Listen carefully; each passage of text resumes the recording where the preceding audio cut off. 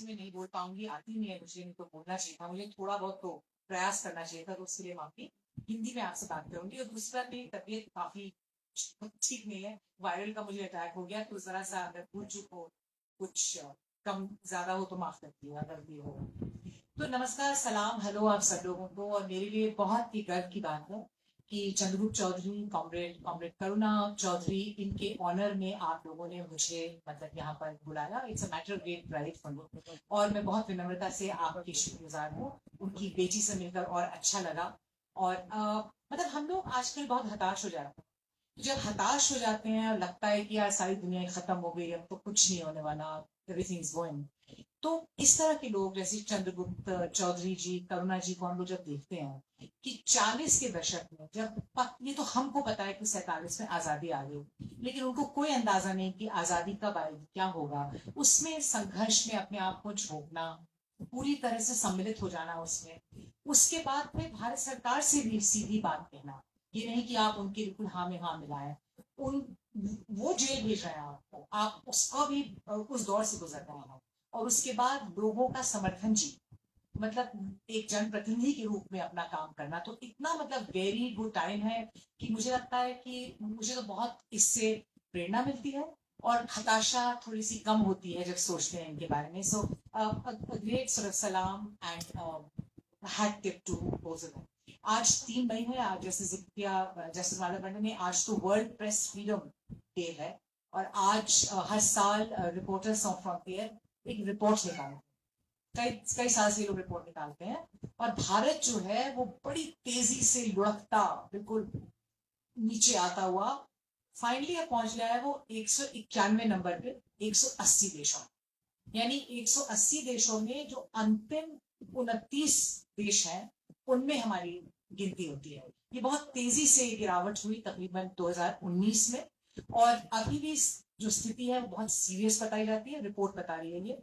और पाकिस्तान, बांग्लादेश, दक्षिण एशिया में भी हम लोग का बहुत अच्छा नहीं है हिसाब किताब, मॉलडीव्स और नेपाल भारत से आगे हैं, और हमारी जो स्थिति है वो उनमें गिनी जा रही है। तो मीडिया का जो महत्व है, और इस वक्त तो हम एक अजीब तरह का मीडिया देख रहे हैं, मतलब मीडिया अब सब कुछ है, हमारा सेल फोन मीडिया है, किसी ने किसी को कुछ गाली दे दी वो मीडिया है, सिर्फ एक अखबार मीडिया नहीं है। तो वो जो पूरा चक्रव्यूह है जिसमें हम लोग अभिमन्यु की तरह अपने आप को पाते हैं, वो एक बहुत दिलचस्प और महत्वपूर्ण बात है। हम लोग उसमें इतना बह रहे हैं कि उसमें हम लोग को टाइम भी नहीं मिलता है इस पर बारीकी से बात करने का, कि आखिर मीडिया और एक लोकतंत्र का रिश्ता क्या है। और मुझे भी शायद इसका अंदाजा ठीक से नहीं हुआ जब तक कि 2023 में एक बीबीसी की डॉक्यूमेंट्री आई थी मोदी जी पे, एक गुजरात में जो हिंसा हुई थी 2002 में, उसमें तो जिल मैगिवरिन जो बीबीसी की जर्नलिस्ट थी, उन्होंने मोदी जी से पूछा, वो तब गुजरात के सीएम थे, ये 2002 की बात है, उन्होंने पूछा ये बताइए कि आपको क्या ऐसा लगता है कि आपको हल्का सा रंज है कि आप शायद कुछ चीज बेहतर कर सकते थे 2002 में। तो उन्होंने ये नहीं कहा कि शायद मैं एहसान जाफरी के यहाँ जल्दी स्थानीय कोई पुलिस भिजवा सकता, शायद बेस्ट बेकरी नहीं जलती, शायद जो जो कुछ भी बीता बिल्किस बानो पर वो नहीं होता, जो सौहार्द था गुजरात का जो खत्म हुआ तेजी से उसमें, वो मैं बचा सकता। उन्होंने ये सब नहीं कहा, उन्होंने बस ये कहा कि मैं मीडिया को मैनेज नहीं कर पाया। तो तब तक भी, और मेरे खासे बाल सफेद हो गए हैं, भारतीय मीडिया में हिस्सेदारी है मेरी, लेकिन कभी भी ये पूरी तरह से मुझे स्ट्राइक नहीं किया था कि यार मीडिया की कितनी इंपॉर्टेंस है। तो बिल्कुल जैसे दीवार फिल्म में सलीम जावेद ने वो जो फेमस लाइन लिखी है कि वो पूछता है अमिताभ बच्चन शशि कपूर से कि मेरे पास गाड़ी है, बंगला है, बैंक बैलेंस है, तेरे पास क्या है, वो कहता है माँ है। तो एक तरह से लोकतंत्र की जो माँ है वो आपका मीडिया है। और ये बड़ा ही एक अजीब सी बात लगती है क्योंकि मीडिया के तो अजीब अजीब प्रतिनिधि आजकल हैं, लेकिन मीडिया बाय डेफिनेशन जो एक कनेक्शन है, जो एक कनेक्शन है एक लोकतंत्र में, जो हम लोग वोट डालते हैं हर 5 साल, हमारे वोट डालने से हमारा जो 5 साल का जो एक एक्सपीरियंस होता है बतौर नागरिक, उसको मीडिया तय करता है। वो हमें इन्फॉर्म करता है, वो मीडिएट करता है, वो सब करता है। और ये तो हम लोग जैसे बड़े मीडिया मीडिया को हम लोग देखते हैं, बारीकी से हम लोग देखते हैं, लेकिन भाई जो मजदूर है, जो बाल काटता है, किसी का कोई मॉडल है, कोई टीचर है, वो तो हेडलाइंस देख के चले जाते हैं। तो उनका पूरा एक ओपिनियन अपने बारे में, अपने हालात के बारे में, अपने समाज के बारे में मीडिया से पूरी तरह से कलर होता है। और हमारा मतलब लोकतंत्र क्या है? लोकतंत्र जागरूक नागरिक सब मिलके फैसला ले सकें कि हमारा प्रतिनिधि कौन होगा। उसके लिए उनको सूचना चाहिए, अच्छी जानकारी चाहिए, गुड क्वालिटी इंफॉर्मेशन चाहिए। अगर वही दूषित हो जाएगी तो आप तैरते रहिए एक जहरीले पूल में, जहां पर कोई मतलब उसका कोई मीडिया का कोई आप वही होंगे जो आपका मीडिया है। इसमें और बारीकी से मैं हल्का सा आपको बताऊं कि मतलब 1557 में 1557 में पोर्चुगीज गोवा में प्रिंटिंग प्रेस स्थापित किया। विलियम बोल्स ने 1776 में पहला न्यूज़पेपर स्थापित किया। ईस्ट बंगाल गैजेट 1780 में आई। तो बहुत हद तक जो मीडिया आज है, इस पर जो हमारे औपनिवेशिक मतलब पास्ट है, जो हमारा अतीत है, उसका बड़ा साया है। मतलब जिस तरह से मीडिया तब तैयार हुआ, जिस तरह के कानून तब अंग्रेजों ने बनाए मीडिया के लिए, जो वो करता था मीडिया, उसका भी अब साया बहुत क्लियरली आज आजादी के इतने साल बाद भी हमारे मीडिया पे रहता है। शुरू शुरू में तो अखबार सब अंग्रेजों का प्रोपेगेंडा चलाते थे, थोड़े से लोग थे, आजादी का जरिया, लेकिन वो धीरे धीरे से साबित हुए। और ब्रिटिश सरकार ने फिर सेंसरशिप के भी नियम बताए और पूरे धीरे धीरे अखबार छोटे छोटे उन्होंने अंग्रेजों का राज एक्सपोज किया। एक नई ऊर्जा आई और एक प्रकार का प्लेटफॉर्म बना हो, ताकि तमाम जो समाज सेवी हैं, जो राजनेता थे, जो फ्रीडम फाइटर्स थे, वो लोग साथ आए। और 19वीं सदी में कई भाषाओं में अखबार आए। टाइम्स ऑफ इंडिया ने 1838 में बॉम्बे टाइम्स के रूप में शुरुआत की। तो हिंदी, बांग्ला, उर्दू वगैरह में भी कई अखबार आए। तो धीरे धीरे एक पॉलिटिकल एक्टिविज्म का स्रोत मीडिया आपका बनता गया। और एक स्वतंत्र भारत की कल्पना, एक विजन अखबारों के थ्रू, भले ही वो छोटा हो, वो एक तरह से आता था सामने।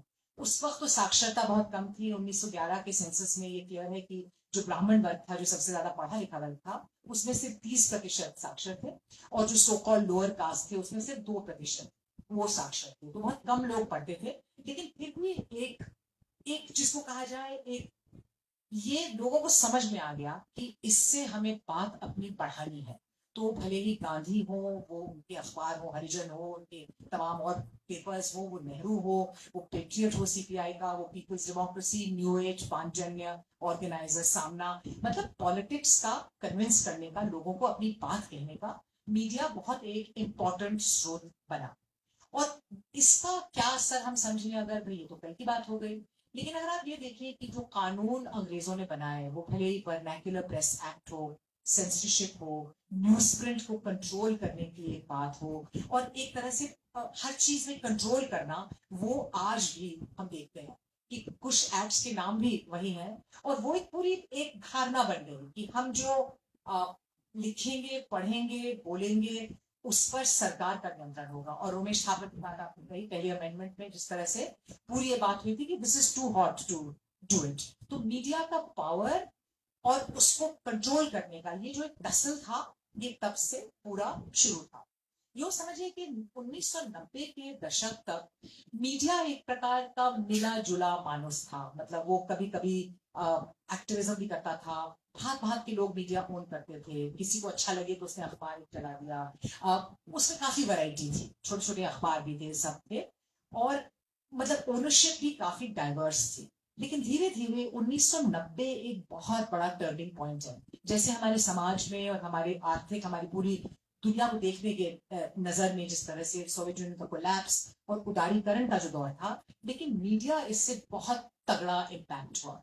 और पूरा जो आप लोग कहिए, वो भले ही न्यू लिबरलाइजेशन, नव उदारवाद की बात हो, बढ़ती हुई तनख्वाहें हो, मतलब आप अखबारों में, सॉरी सिनेमा में देखिए किस तरह का मीडिया चित्रण होता था पत्रकारों का।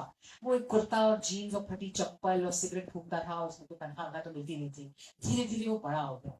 और 90 के बाद जो जिस गाड़ी में वो जाता था बड़े बाबू को इंटरव्यू करने, पत्रकार की गाड़ी भी उतनी बड़ी थी। तो पूरा मतलब चीयर लीडर था इस पूरे नव उदारवाद के दौर में, क्योंकि उसकी तनख्वाहें बढ़ रही थी। जो सारा वो समझ गए कि एड्स, इश्तिहार, media, fashion, Lakme fashion show, ये सब एक तरह से पूरा मिल गया। एक इंफोटेनमेंट का दौर था। और जैसे कि आप इंडिया टुडे देख लें या टाइम्स ऑफ इंडिया देख लें, आप एक पेज 3 का चलन शुरू हुआ, जो कि जिस प्रकार से वेस्ट में होता है, पेज 3 में बहुत टिटलेटरी और चालू लड़की और ये वो बहुत कम कपड़े पहने, यहाँ पर वो सब नहीं कर सकते थे, लेकिन पार्टीज की बात होती थी। और मुझे याद है अच्छे से, छोटे छोटे लड़कों और लड़कियों को हायर किया जाता था और वो फोन करके थे, ma'am can you tell me what parties going on. ऐसे भैया मुझे नहीं पता। तो जो बंदा जिसको एग्रीकल्चर कवर करना चाहिए, इंडस्ट्री कवर करना चाहिए, उसकी पार्टी की बीट लग गई, एग्रीकल्चर की बीट धीरे धीरे खत्म हो गई, और जो इकोनॉमी की बीट होनी चाहिए थी वो बिजनेस कहलाने लगी। तो पिंक पेपर्स का दौर शुरू हुआ, और पूरी तरह से एक विशेषज्ञ हैं मीडिया के, उन्होंने इसका बहुत अच्छा चित्रण किया कि 3 C's यानी क्राइम, सिनेमा और क्रिकेट पे तवज्जो, कि उसमें पूरी तरह से आप लोगों को उलझाए रखें। और धीरे धीरे एक पॉलिटिकल व्यक्ति को प्रोड्यूस करने का काम मीडिया ने किया। मतलब पॉलिटिक्स गंदा है, सब चोर हैं, सब एक से हैं, और आप उससे दूर रहिए। गंदा है आप, मतलब समाज सेवा ये सब तो भाई वो झोला क्लास है, और ये झोला पहन के चलते हैं, और इनका मतलब ये लूजर्स, ये फक्कड़ लोग हैं, इनको आउट करो। हम लोग एक नई परिभाषा, और जो यंगस्टर्स हैं वो पूरा जो करियरिज्म का दौर है, जो आपका पूरा एक, और सहयोग ऐसा है कि उस वक्त हमारी डेमोग्राफी बढ़ रही है तेजी से, एक बिल्कुल नया मतलब उस वक्त बूम हो रहा है लोगों का, वो सारा एक दौर पूरा एक ए पॉलिटिकल उसमें आया। 2011 में खासतौर पे जब हम देखते हैं पूरा जो एक टेक्नोलॉजी दुनिया में विश्व भर में आई, और ये हम तहरीर स्क्वायर वगैरह देखते हैं, इसका डायरेक्टली इंडिया में तो असर नहीं पड़ा, लेकिन जिस प्रकार अन्ना हजारे ने मिस्ड कॉल पार्टी, मीडिया का wall to wall carpet coverage Delhi में, और एक खास वो जिमी जिम और कैमरास होते हैं जो यूज होते हैं फुटबॉल मैचेस में, मतलब बहुत बड़ा, जैसे कि चाहे तो अगर यहाँ पे 100 लोग अपन बैठे हैं, वो इसको 1000 बता सकते हैं। वो जिस तरह से स्विंग करके कैमरास करते हैं, उस तरह का पूरा जिस तरह से सेटअप हुआ। तो 2011 में मुझे लगता है कि मीडिया ने बिल्कुल एक तरह से anti government of the day वाला एक बिल्कुल ही अलग से कारपेट कवरेज करके उसको लगने लगा कि वो तय कर रहा है कि रिजल्ट्स क्या हो। और खास तौर पे दिल्ली जैसे छोटे राज्य में जहाँ 70 सीटें हैं सिर्फ, तो ज्यादातर लोग वो मतलब अर्बन एरिया है, वहां पे आप ये कन्वे नहीं कर सकते थे कि बड़ी धौस है मीडिया की, तो पूरा वो बढ़ा। लेकिन 2014 में खास तौर पे, और जिस दौर में अब हम लोग हैं, एक बहुत ही मेजर शिफ्ट हुआ है भारत के मीडिया में, जिसके कई स्ट्रक्चरल कारण हैं, जिसके कई आइडियोलॉजिकल कारण हैं, जिसके कई इकोनॉमिक कारण हैं। स्ट्रक्चरल कारण मैं कहूंगी ढांचागत जो इसके वजूहात हैं वो ये हैं कि टेक्नोलॉजी ने अखबार को तोड़ दिया। जो प्रिंटेड पेपर था वो अब मुफ्त PDF डिजिटल में अपने फोन पे देख सकते, तो वो पूरा अखबार का मॉडल टूट गया। कोविड ने और उसकी बिल्कुल पीठ कमर उसकी तोड़ दी, तो उसको सरकार से ही एड लेना था। इकोनॉमी भी ध्वस्त हुई 2011 में। जितना भी आपको पाठ पढ़ा है गुलाबी पेपर्स, इकोनॉमी जैसा कि हम सब लोग जानते हैं अपनी जिंदगी में, इकोनॉमी की तो वाट लगी हुई है, और उसका डायरेक्ट इम्पैक्ट पड़ा आपके मीडिया पे और मीडिया ओनर्स पे। तो पूरी तरह से आर्थिक वजहों से, टेक्नोलॉजी की वजह से वो बिल्कुल सरकार के सामने नतमस्तक हो गए। और ये सरकार भी इसने कभी संकोच नहीं किया ये कहने में कि we want full control, total control. मतलब पहले भी होता था, ऐसा कहना गलत है कि यही सरकार कंट्रोल का प्रयास कर रही है, लेकिन कुछ कंपीटिंग लोग होते थे, मंत्री ने फोन कर दिया, किसी और ने कर दिया, एक कंपीटिंग चीजें होती थी। अब तो एक लाइन से सिलसिले में कि हेडलाइन ली जाएगी, ये होगा, और अगर आप थोड़ा सा लाइन से बाहर हैं तो आप एंटी मैच करें। और साथ साथ इसके ये भी कहना कि सिर्फ सरकार ने कंट्रोल करके किया गलत है। लोग, और खासतौर पे जो ओनरशिप थी, उसमें बहुत जबरदस्त तब्दीली आई। मतलब यो मानिए आप कि 800 मिलियन भारतीय जो है वो आजकल अंबानी का मीडिया देखते हैं। अडानी जी भी आजकल ही रन्स NDTV, जो कि कहते थे लोग एक न्यूट्रल एक टीवी चैनल था। तो टीवी पर, मीडिया पर पूरी तरह से जो कॉर्पोरेट्स का कंट्रोल, ये पूरा एक जबरदस्त सिमिलैरिटी बन गई। क्योंकि ये ऐसा नहीं था कि कॉर्पोरेट और सरकार का मसला था, ये कॉर्पोरेट्स तो सीधी तरह से सरकार से जुड़े हुए हैं। तो control of media because of ownership, उनकी टेक्नोलॉजी की वजह से, उनकी खुद की जी न्यूज हो या इंडिया टुडे हो, उनकी खुद की धारणा से कि ये हम सही जा रहे हैं हिंदू राष्ट्र पे, मतलब कंट्रोल करो इनको, ये ट्रेड यूनियन वगैरह सब बराबर करो, लेबर कोड लाओ, ये सब करो। मतलब ये क्या है, मतलब आप फार्मर्स की बात करेंगे स्ट्राइक की, तो आप बताइए कि पिज्जा खा रहे हैं फार्मर्स, उसमें वो हो रहा है, एक ट्रैफिक जैम है उसकी वजह से। आप उनके बुनियादी मुद्दों पे बात नहीं कर रहे हैं। जिस तरह से कानून पास हुआ बिना सुनियोजित तौर बड़े कायदे से करते हैं, ये एक्चुअली फिशरीज एसोसिएशन ने किया था। लेकिन धीरे धीरे ये जो 3 C's था, सिनेमा, क्रिकेट और क्राइम, ये धीरे धीरे अब बन गया है ABCDE: astrological, Bollywood, cricket, devotional and entertainment. मतलब सिर्फ आप इस तरह का, तो जो एक वो वैसी तैयारी तो हो ही रही थी, एक मोरलेस एक एंटी पॉलिटिकल बंदे की, अब वो और एक तरह से एक अलग ही दौर में वो चला गया। कोई बातें राइट्स और इक्वालिटी की आजकल मीडिया नहीं करता है, ड्यूटीज की बात करता है। सम पर्सनालिटीज आर ऑफ लिमिट्स, आप बात नहीं कर सकते हैं। टॉप 2 जो नेता है हमारे देश के, उनके बारे में आप जैसे पहले करते थे, मनमोहन सिंह को क्या क्या नहीं सुनना पड़ा, क्या क्या नहीं किया, और होना होना भी चाहिए। आप जवाबदेही हैं, आप जनप्रतिनिधि हैं, राजा नहीं है। लेकिन पूरी शब्दावली अब बदली हुई है। और कास्ट सेंसस में तो हास्यास्पद था कि जिस तरह से पूरा मामला पलटा है। कम से कम थोड़ा इसमें तो चले जाते हैं कि पहले क्या राय थी और अब क्या राय है। लेकिन बिल्कुल एक सीमलेसली या तो उसको पेपर को इग्नोर कर रहे हैं, या बिल्कुल उसको कि कुछ हुआ ही नहीं, मतलब पहले ये था, अब ये हो गया, अब ये भी मास्टर स्ट्रोक हो गया है। तो एक पूरी तरह से एक पूरी कम्युनिटी को डिमोनाइज करना। और कई लोग ये कहते हैं कि भाई आजकल लोगों ने टीवी देखना बंद कर दिया, लेकिन मेरी राय में ये गलत बात है इस बात को मानना। क्योंकि अक्सर टीवी, जैसे पहले विविध भारती होता था, रेडियो होता था कि वो बैकग्राउंड में चल रहा है, टीवी तो चलता ही रहता है। और मैं तो शायद, मुझे लगता है ज्यादा कि उसको आप म्यूट पे भी सुने तब भी वो चीखता है, चिल्लाता है। उसकी जो हेडलाइंस हैं, उसकी जो इमेजरी है, उसका पूरा, आपको अगर कोई एंटी व्यू चाहिए मिस्टर मोदी का, तो आपको वैसे को खड़ा कर देंगे। मतलब एक पूरा उसको एक हर चीज को एक हिंदू मुस्लिम तर्ज, संविधान की बात नहीं करना, उसको एक बेसिक चीजों पे बात नहीं करना। ये पूरा ही एक एक पूरे ब्रॉड आइडियोलॉजिकल फ्रेमवर्क में पूरी तरह से वो सत्ता के साथ है। लोग इमरजेंसी की बहुत बात करते हैं, और कई लोगों को यहाँ पे याद होगी इमरजेंसी 18 महीने चली वो। लेकिन इमरजेंसी में तो सरकारी मीडिया ये कर रहा था ना। जब निजी मीडिया, स्वतंत्र मीडिया ये करता है, तो आप सोचिए उसका जनमानस पे क्या असर पड़ता है। हम भी अगर सिर्फ देखें टेलीविजन, आप देखिए कोई भी टेलीविजन, वो हिंदी चैनल हो या मराठी चैनल हो या बांग्ला चैनल हो, आप खुद कन्विंस हो जाएंगे कि यार ये मतलब बाकी सब बकवास है, एक ही आदमी को वोट जाना चाहिए। मतलब पूरे कल्ट को पूरा वो अजीब अजीब चीजें कर रहे हैं वो, उसको आप सेल वॉश कर देते हैं कि नहीं ये नॉर्मल है, cover it like a normal government. वो इतनी बिल्कुल ही अजीब अजीब चीजें कर रहा है, शुड बी कॉल्ड आउट कि आप कर क्या रहे हैं। आप पता नहीं क्या कह रहे हैं अमेरिकन से कि आप खिलौने मत खरीदिए, और कभी हाँ कभी ना, कभी टैरिफ कभी नहीं। आप उसको नॉर्मल करके अगर कर रहे हैं, तो भाई जनता को भी कैसे पता चलेगा कि ये अब नॉर्मल है, and this needs full scrutiny and full interest. तो मोटा मोटी मीडिया का किसी भी लोकतंत्र में उसके 4 फंक्शन होते हैं। और 4 उसके बेसिक फंक्शंस में भारतीय मीडिया का तो, और मैं यहाँ बिग मीडिया की बात कर रही हूँ, स्वतंत्र मीडिया की, स्कोर बिल्कुल स्लो पड़ता है। और समाजशास्त्रियों ने इसकी बात कही है, वेस्ट में भी इसकी बात हुई है, लिबरल डेमोक्रेसी में भी इसकी बात हुई है। जॉन कीन एक पॉलिटिकल साइंटिस्ट है जिन्होंने अभी एक हिस्ट्री ऑफ डेमोक्रेसी लिखी है। उन्होंने कहा है कि पूरे 50s के दौर में, वो यूएस हो या यूरोप हो, एक पूरा पब्लिक स्फीयर क्रिएट करता है मीडिया। उसका काम है कि वो इंक्यूबेट करे एक चर्चा को, चीजों को, जिसमें जागरूक लोग, नागरिक जो इन्फॉर्म हैं, वो उसमें से राइट चॉइस कर सकते। तो ऑलमोस्ट मतलब मीडिया का रोल बहुत ही क्रिटिकल है एक डेमोक्रेसी को चलाने में। और जिस प्रकार की अकाउंटेबिलिटी सरकार की है, लेजिस्लेचर को, जुडिशरी को, जिसको कहा जाता है डायगनल अकाउंटेबिलिटी, उसकी मीडिया के प्रति है, उसके जवाबदेही होना है। लेकिन ये पहली बार हुआ है स्वतंत्र भारत में। मुझे नहीं पता कि वाइस रॉयज प्रेस कॉन्फ्रेंस करते थे कि नहीं, लेकिन स्वतंत्र भारत के सारे प्रधानमंत्री प्रेस कॉन्फ्रेंस करते थे। 11 साल में एक प्रेस कॉन्फ्रेंस नहीं हुई है, क्योंकि आप डायरेक्टली संवाद कर रहे हैं लोगों से, सो कॉल्ड डायरेक्ट संवाद आप कर रहे हैं, तो स्क्रूटिनी की कोई बात ही नहीं है। मतलब आपने ये कन्वे कर दिया कि सवाल नहीं पूछा जाए।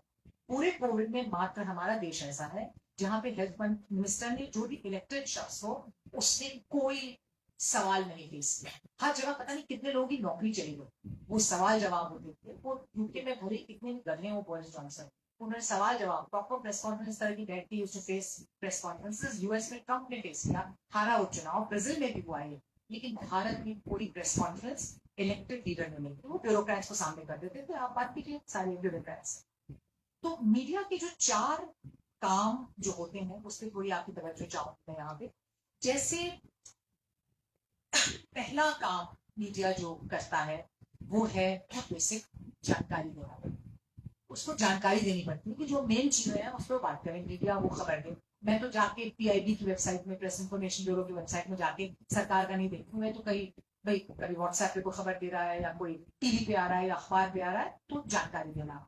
नंबर 2, चर्चा का एक फोरम तैयार करना ताकि इसमें तमाम आइडियाज डिस्कस हो पाए। और मैं जान के कह रही हूँ चर्चा बहस में अब तो एक बिल्कुल एक तू मैंने एक झगड़ा कि आप 15 सेकंड के लिए आप बोले 15 सेकंड के लिए, उसमें एंकर भी चिल्ला रहा है। अगर लो ब्लड प्रेशर है किसी को तो वो बहुत अच्छा इलाज है टीवी को देखना, बिल्कुल ही उसमें आपका बिल्कुल पारा हाई हो जाए क्योंकि सिर्फ झगड़ा हो रहा है, उसमें कोई आवाज नहीं आ रही है, कुछ स्टेजिंग भी होती है, कुछ लोग थप्पड़ मार रहे हैं, लोग निकल आ रहे हैं। तो मतलब एक एक ऐसा फोरम तैयार करना मीडिया का कर्तव्य है और ड्यूटी है डेमोक्रेसी में, जहाँ स्टूपिड से स्टूपिड आइडिया डिस्कस हो सके, जो बहुत ही बेवकूफी की बात भी लगे लेकिन हो सकता है 20 साल बाद जाहिर हो कि वो इम्पोर्टेंट थी, मजबूत थी। उसके लिए एक फोरम देना वो बिल्कुल नहीं, वो नहीं हो रहा है। नंबर 3 मीडिया का काम होता है कि जवाबदेही तय करना सरकार के। मतलब बाढ़ आ रही है असम में तो राहुल गांधी से नहीं पूछेंगे कि बाढ़ क्यों आ रही है, राहुल जी बताएं क्या कर रहा है ऑपोजिशन, बहुत बेकार है। हो सकता है ऑपोजिशन बहुत निकम्मा हो लेकिन जवाबदेही तो सरकार की बनती है। वो जनप्रतिनिधि है, उनको हमारा वोट दिया गया है, हमने चाबी दी है, उनको इतना पावर दिया है, जवाबदेही तो उनकी बनती है।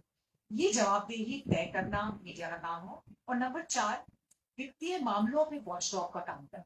आपको सब याद होगा कि कैग की रिपोर्ट किस तरह से 2G पे मतलब आसमान उतार दिया था हम लोगों ने जमीन पे, और अगर सरकार चली गई और जेल हो गई लोगों को। अब वो भले ही खत्म हो गया वो मामला, लेकिन वो जवाबदेही जो है, मतलब यहाँ पे शायद हम लोगों को पता नहीं होगा कि कैग, मुझे नहीं याद है कैग कौन है। अभी तक मुर्मू जी गए हैं, एक नया बंदा आया है लेकिन मुझे इसका नाम नहीं याद है, बिल्कुल वो लोग ही है। और पिछले कैग मिस्टर विनोद राय, वो अपना मल्टी कलर किताबें आती थी, वो डायरेक्ट प्रेस कॉन्फ्रेंस करते थे और पूरी बातें।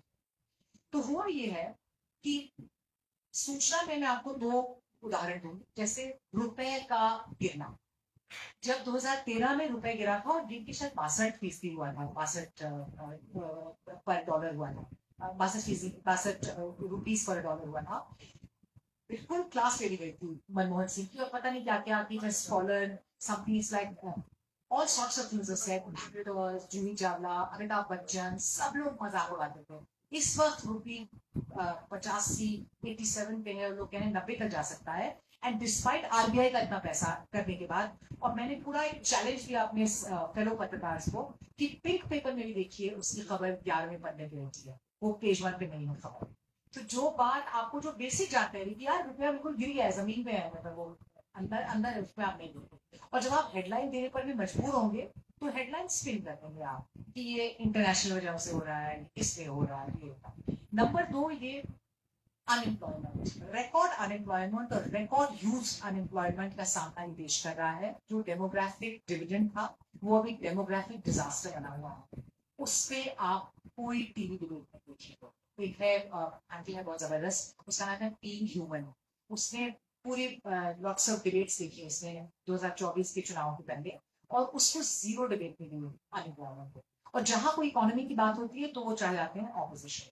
तो बिल्कुल कोई जानकारी नहीं आपको मिल रही है। जहां तक कि चर्चा की बात है, चर्चा नहीं सिर्फ बहस, बिल्कुल शार्प, और ताकि आप भी आगे आ जाए, आप भी टीवी बन जाए, तो आपको भी अगर कोई जानकारी चाहिए कि सरकार पॉलिसीज आखिर क्या कर रही है सरकार, वो आपको पता नहीं लगेगा। एक और एक संस्था है, उसका नाम है रेट द डिबेट।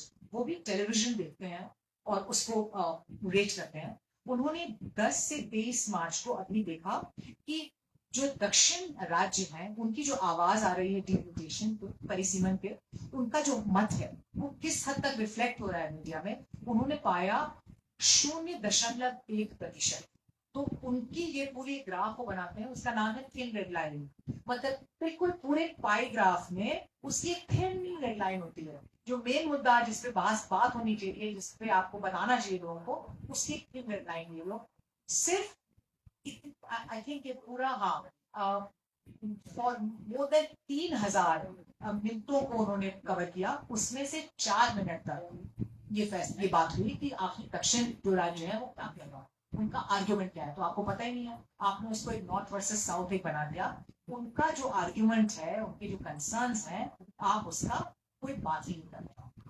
और चर्चा का वातावरण अभी भी जब ये पहलगाम में हुआ, भाई मेरा देश है, मेरे देशवासी की डेथ हुई है, पहली बार 26 पर्यटक को इतनी बुरी तरह से धर्म पूछ के उनका मर्डर हुआ है, कोल्ड ब्लड। क्या मेरी ये क्या मेरा दायित्व नहीं बनता कि हम सवाल पूछें? लेकिन जो लोग सवाल पूछ रहे हैं, जो कि भले पत्रकार ना हो, नेहा सिंह राठौर एक भोजपुरी सिंगर है, और एक और जो बिल्कुल वो पढ़ाती हैं मेडूसा, वो सैटायर करती हैं, आपने उन पर FIR कर दी, क्योंकि आप पूरी तरह से चिलिंग इफेक्ट डालना चाहते हैं कि कल को एक्चुअली आप में से शायद लोग अभी भी पूछेंगे, अगला तो बोलेगा छोड़ो, मतलब who wants Yogi Adityanath police और माइक्रोस, खत्म कीजिए मामला, कौन करे इसको, वो करे। तो एक पूरा जवाबदेही, भले ही वो मणिपुर की बात हो, आज 3 मई है जब हिंसा वहां शुरू हुई थी 2 साल पहले, मोदी जी गए नहीं, ये मात्र एक ऐसा राज्य है जहां मोदी जी गए नहीं, ना कैंपेन करने भी नहीं गए, आज भी कोई इसकी बात नहीं करता है। पता नहीं वहां पे सरकार अगर डिसमिस कर दी गई है, बीरेन्द्र सिंह ने अगर इस्तीफा दे दिया, तो आपको नई सरकार का गठन करना चाहिए, लेकिन वहां पे वो जो गवर्नर है उनका राज चल रहा है, इसकी कोई बात नहीं। कितनी 9 PM की डिबेट्स हमने देखी हैं, मणिपुर में भी हथियार चुराए गए, मणिपुर में 300 से ज्यादा चर्चेस ध्वस्त हुए, मणिपुर बॉर्डर एरिया है, सेंसिटिव एरिया है, चाइना से नॉर्थ ईस्ट से लगा है, जितना सेंसिटिव कश्मीर है उतना ही वो है, लेकिन उस पर अगर हम लोग बैठ जाए, यहाँ पे हम लोग 4-5 उसके फैक्ट्स भी नहीं पता है। तो एक ऐसे सिलसिले में जहां हम किसी भी तरह का गुंजाइश नहीं है हमें नए आइडियाज डिस्कस करने की। और चौथा जो मैंने कहा भूमिका और जो कर्तव्य होता है मीडिया का, वो करना कि आप वित्तीय मामलों पे जवाबदेही तय करें। तो कैग रिपोर्ट्स, जो कैग रिपोर्ट्स थी, 12 कैग रिपोर्ट्स गलती से आ गई, पता नहीं कैसे आ गई, पिछले साल मतलब 2023 में। उसके बाद क्योंकि वो आ गई, 4 लोग जो रिपोर्ट लिखी थी उनका ट्रांसफर हो, क्योंकि उसने बहुत एम्बैरेस कर दिया मोदी सरकार को, और वो आ गई। उसमें Vande Bharat, bullet train, railways, उसके कई सवाल थे, लेकिन कोई बात ही नहीं हो रही है। अब भी बोला जाता है जैसे कि बुलेट ट्रेन आएगी 2028 से शायद लेटेस्ट, लेकिन उसमें क्या हुआ, उसमें कौन सा पब्लिक मनी जा रहा है, कितना कॉस्ट ओवररन है, क्या ये जिम्मेदारी नहीं है, क्या ये हमारा पैसा नहीं है? फिर ये जो पर्सनल डेटा प्रोटेक्शन एक्ट आपने पूरी तरह बदल दिया, इसमें आपने ये कर दिया है कि 500 करोड़ का एक फाइन लगेगा किसी पे अगर वो निजी इंफॉर्मेशन आउट करे। मतलब निजी इंफॉर्मेशन अगर मैंने कोई, किसी मेरे रिपोर्टर ने एक्सपोजे किया है और मैं उसको भले उससे पूछ के उसकी भी राय लेके उसका नाम लिखवा रही हूँ, तो हम पे 500 करोड़ का फाइन लग सकता है, क्योंकि वो उसकी प्रिवेसी। तो आपने बहुत चातुर्य से इसको प्रिवेसी से जोड़ दिया है, और इसमें तो मीडिया को सबसे ज्यादा हंगामा करना चाहिए ना। इस पे अंजलि भारद्वाज और अमृता जोड़ी जो एक्टिविस्ट है वो क्यों बोल रहे हैं? इस पे तो मीडिया की जिम्मेदारी वो बोले डायरेक्टली, ये तो हम पे आहत है, लेकिन वो भी कुछ नहीं होता है। PM केयर्स, PM के नाम का एक फंड है, हजारों करोड़ों रुपए हैं उसमें, उसका मिलेगा है आपको, रैंडम मिलेगा कि कोई और, जिसको बाद में कह दिया जाएगा कि एंटी नेशनल है, ये अर्बन नक्सल है, कि ये अगर इस सरकार के खिलाफ कि आप मीडिया ये पूरा कर रहा है। तो मेरा मत कहने का मतलब ये है कि एक ऐसे दौर में जब एक पूरा सिलसिला तैयार हुआ है, किस तरह से आप एम्प्लीफाई करते हैं फेक न्यूज, आप करते हैं कि आपने छोटी सी ऐसी फला की बीवी चरित्र ठीक नहीं, इस तरह की कोई बहुत ही खराब सी बात आप उसको प्राइवेट डार्क सोशल मीडिया में ऐसे कर देते हो, धीरे धीरे वो कंस्पिरेसी थ्योरी एक क्लोज रूप में फिर आने लगती है 1-2 हफ्ते बाद। उसके बाद वो व्हाट्सएप में आएगी, आपको व्हाट्सएप अंकल्स वो भेजेंगे, आपको रेजिडेंट्स एसोसिएशन, आप PTA में हो, आपको वहां से आएगी, धीरे धीरे वो ट्विटर पे आ जाएगी, और फिर पत्रकार, हमारे जैसे पत्रकार उसको फिर मेन स्ट्रीम खबर बना। तो ये जो एक पूरा एम्प्लीफिकेशन, और ये पूरी दुनिया में हो रहा है बिकॉज इस टेक्नोलॉजी। तो हम सब लोग व्हाट्सएप, किसी भी पगले की दिमाग का एक कैलकुलेशन, उसको सब एक प्रकार से मीडिया का दर्जा मिल रहा है, क्योंकि आपके जो इलेक्टेड प्रतिनिधि हैं वो डायरेक्टली इंटरफेस नहीं करते हैं जर्नलिस्ट से। आपने जर्नलिस्ट को भी डिवैल्यू कर दिया है, आपने जर्नलिस्टों ने खुद भी अपने आप को बहुत डिवैल्यू किया है, लेकिन उसपे बाय कि मैं आप I don't care about you, मेरे को खाली बजाने की अगर बात कहनी है, मुझे अगर मतलब कुछ भी और करना है तो मैं डायरेक्टली लोगों से बताऊंगा, लॉकडाउन करना है तो मैं डायरेक्टली बताऊंगा लोगों से। मैं प्रेस कॉन्फ्रेंस में नहीं बोलूंगा क्योंकि मुझे फिर वहां पे सवालों का जवाब देना पड़ेगा। तो मीडिया के प्रति सरकार जवाबदेह है और ये बहुत डेंजरस है हमारी डेमोक्रेसी के लिए, जब सो कॉल्ड बिग मीडिया बिल्कुल एक अलग ही जोन में है, वो एबीसीडी की खबरें कर रहा हो या क्रिकेट का तमाशा या आईपीएल की बात कर रहा हो या वो ऐसी कोई चला रहा हो, क्योंकि जो सिटीजन है वो वो इसी बात से वो लेता है। वो आजकल हिस्ट्री बुक्स बदली जा रही है, व्हाट्सएप में कुछ और ही हो रहा है। एक जमाने में कम से कम न्यूज़पेपर एडिटोरियल खबरें, आपके एंकर्स कुछ आपको जानकारी एक वो दे देते थे। अब हो ये गया है कि ये सारा, क्योंकि पूरा एक प्रकार का एक सरकार से ही जुड़ा एक स्ट्रीम बन गई है जिसमें हम सब लोग तैर रहे हैं and we are drinking that water also. ये एक बहुत डेंजरस चीज है क्योंकि उसी प्रकार का एक मछली वही तैयार होगी जिस तरह का पानी वो पिएगी, जो उसको जानकारी मिलेगी। हम सब उसी इंफॉर्मेशन स्पेस में, हम लोग उसी ऑपरेटिंग स्पेस में चल रहे हैं। और ये बात हमें जाननी बहुत जरूरी है कि जब तक कि मीडिया का सेहत ठीक नहीं होगी, हमारी डेमोक्रेसी की सेहत ठीक नहीं होगी। और ये ऐसा नहीं है कि ये अमेजोन पे हम एक चलिए लेट्स बाय फ्री प्रेस, ये कमोडिटी नहीं है जिसको हम खरीद के खुश हो जाएं। ये तो पूरा हमारे सिस्टम का, हमारे लोकतंत्र का, हम जिस कल की कल्पना करते हैं, हमारे बच्चे जिस तरह से पढ़ेंगे, अब बड़े होंगे, अब उनको नौकरी मिलेगी, हमारी महिलाएं किस तरह से आगे बढ़ेंगी, ये सबको तय करेगा। क्योंकि ये तय करेगा कि हम किस तरह के प्रतिनिधि चुन रहे हैं।